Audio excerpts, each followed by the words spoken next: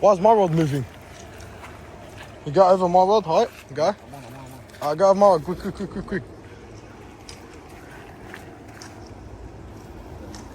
Recording? Huh? Yeah. Big eel. A big eel? I think so. No. Oh. Big mulloway.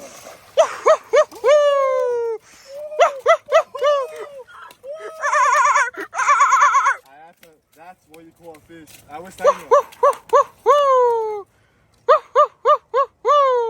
do you guys think about this? Is that illegal? It has to be illegal.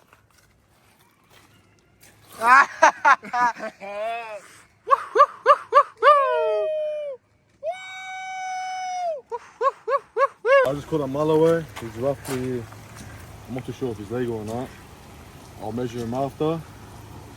This is the biggest Mulloway in my PB. Caught him on a sardine. Currently raining right now. And yes, thank you.